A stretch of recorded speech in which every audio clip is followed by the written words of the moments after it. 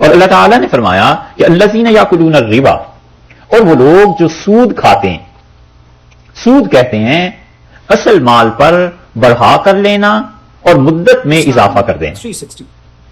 اصل مال سے بڑھا کر لیا اور مدت میں اضافہ کر دیا. یعنی اس نے کہا کہ قرض لے لو، اس نے کہا جی ٹھیک ہے قرض دے دیں، 100 روپیہ قرض لے لیا، اور اس نے کہا جب تم واپس کرو گے اگلے مہینے میں تو 103 روپے تم دو گے. اگلا مہینہ جب آیا تو اس نے کہا میرے پاس تو پیسے نہیں ہیں، اس نے کہا 100 روپے تم اپنے پاس رکھو، وہ 3 روپے مجھے دے دو، اور چلو یہی اگلا مہینے میں مجھے دے دینا اور 3 روپے اور دے دینا.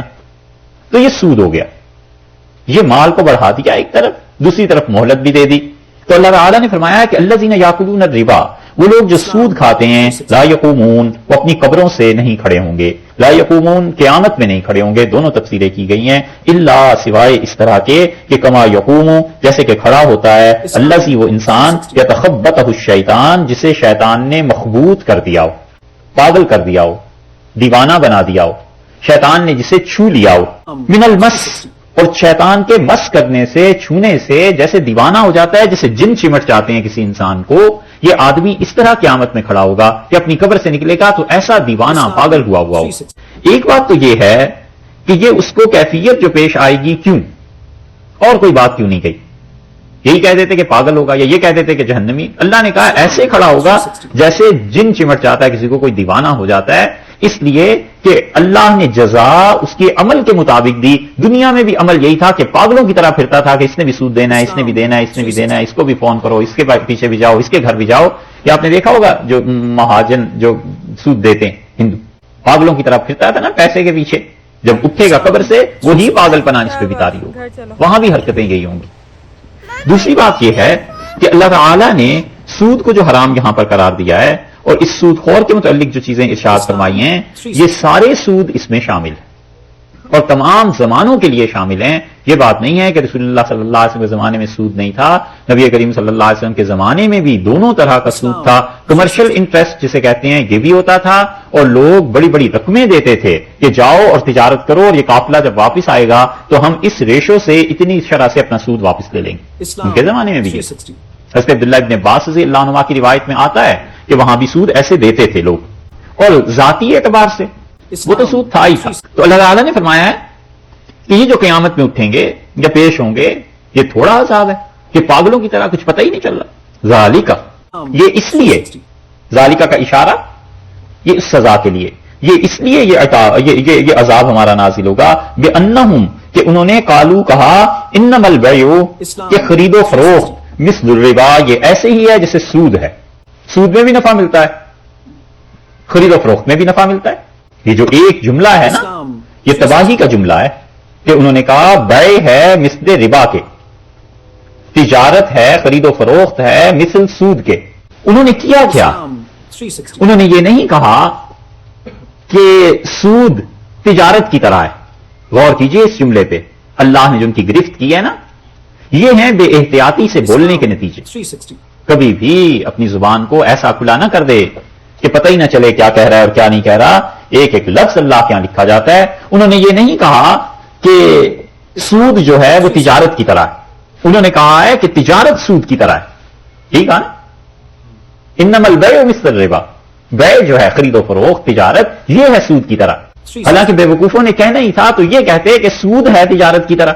تو اس الٹا کرنے سے اثر انہوں نے یہ کیا کہ پہلی بات تو یہ کہ دنیا میں جتنی تجارت تھی ساری تجارت کو انہوں نے اپنے نزدیک حرام کرا دے دیا. انہوں نے کہا تجارت والے کرنے والے بھی ایسے ہی حرام کھاتے ہیں، اگر سود حرام ہے تو ہم بھی ایسے ہی کھا رہے ہیں.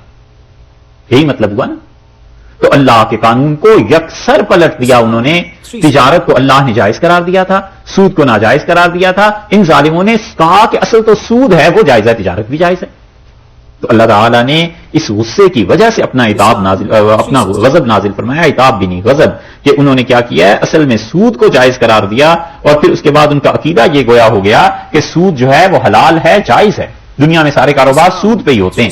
اگر وہ یہ کہتے کہ سود بھی ایسے ہی نفع دیتا ہے جیسے تجارت تو پھر بھی کوئی بات تھی. انہوں نے کہا تجارت یہ سود ہی ہے، تو ان کے نزدیک سود اصل ہو گیا کہ دنیا میں سارا کاروبار یہی ہے، اور جو لوگ تجارت کرتے ہیں وہ کوئی چیز نہیں. سمجھ رہے ہیں بات؟ یہ ہے اللہ تعالیٰ کا غضب. اللہ نے فرمایا وَأَحَلَّ اللَّهُ الْبَيْعَ، اور لوگوں یاد رکھو اللہ نے درست قرار دیا ہے تجارت کو، وحرم الربا، اور اللہ ہے جس نے حرام قرار دیا. دیکھا، یہ ہے حاکمانہ بات. یہ نہیں کہا سود کیوں حرام ہے، اس میں غریبوں کا نقصان ہو جاتا ہے، یہ ہو جاتا ہے، بلکہ اللہ تعالیٰ نے صاف جواب دے دیا کہ اللہ البیع وحرم الربا، میں اللہ سود کو حرام قرار دیتا ہوں اور میں اللہ ہوں جو تجارت کو جائز قرار دیتا ہوں. اب بولو، اس سے پتا چلتا ہے کہ ہر معاملہ انسان کی عقل سے حل نہیں ہوتا. کبھی کبھی اللہ تعالیٰ حاکمانہ جواب دے دیتے ہیں کہ تم اپنی عقل کو اپنے پاس رکھو، ہم نے یہ حکم نافذ کیا. کل کو کوئی پوچھنا شروع کر دے کہ گدھے کا گوشت کیوں ناجائز، اور اس کے مقابلے میں اسی جیسا جانور ہے گائے، اس کا کیوں جائز، تو اب کیا جواب دے؟ کتنی عقل کی توجیحات کرے. سوال پوچھنے کے لیے بھی تو ڈھنگ چاہیے، عقل ہونی چاہیے. عقل ہو اتنی سی ذرا سی اور اس پہ تولنے لگے شریعت کے احکامات کو. عجیب و غریب بات. اسپتال میں ایک مرتبہ ہمارے ہاں بجلی چلی گئی، دیہات کا علاقہ اکثر چلی جاتی ہے، تو ہم واش روم میں تھے اور وہاں ایک کام کرتا ہے لڑکا، دوست ہی ہمارا، تو آ کے زور زور سے اس نے دروازہ کٹکھٹایا. ہم نے کہا پتہ نہیں کیا ایمرجنسی ہو گئی ہے. تو میں نے کہا کیا ہوا ہے؟ اندر سے بولا تو کہنے لگا کہ میں وہ لائٹ لایا ہوں، موم بتی ہے، اور آپ دروازہ کھول دیجئے، ہم اندر رکھ لیں. میں نے کہا ضرورت نہیں. کہنے لگا نہیں آپ دروازہ کھولیں، آپ آنکھیں بند کر لیجئے، ہم اندر رکھ دیتے ہیں. کچھ دیر کے بعد جو میں باہر آیا تو میں نے کہا بھائی یہ بتاؤ آخر اس میں کیا حکمت تھی کہ آنکھیں بند کر لیں؟ میں جو اندر ہوں، تم نے کپڑے پہنے ہوئے ہیں اور آنکھیں اپنی بند کر لوں، اور تم جو باہر سے آ رہے ہو تو تم نہ اپنی آنکھیں بند کرو. میں نے کہا اس میں کیا حکمت ہے، اس کا جواب دو. اب اس کا تو جواب بنا نہیں. تھوڑی دیر بعد مجھے کہتا ہے میں نے پوچھنا یہ تھا کہ امام ابو حنیفہ رحمۃ اللہ علیہ کے نزدیک یہ جو گھوڑا ہے یہ جائز ہے نا جائز ہے؟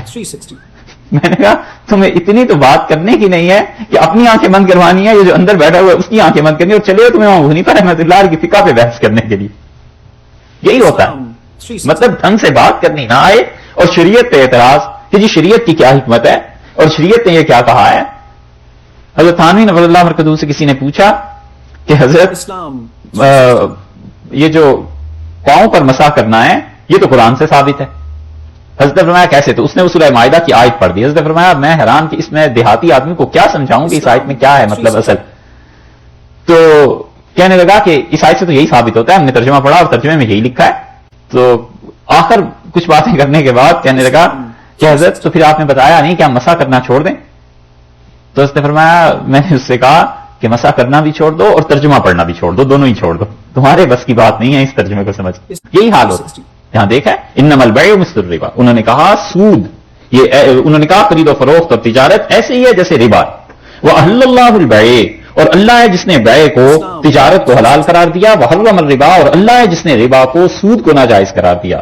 فَمَنْ جَاءَهُ، سو جس انسان کے پاس پہنچے موعظۃ، یہ نصیحت، من ربہ، اس کے پروردگار کی طرف سے، فَانْتَهَا، باز آ جائے، چھوڑ بس ختم ہو گئے سود کے کاروبار. جس کے پاس یہ پہنچے سود کے متعلق حکم، فَانْتَهَا، باز آ جائے، رک جائے.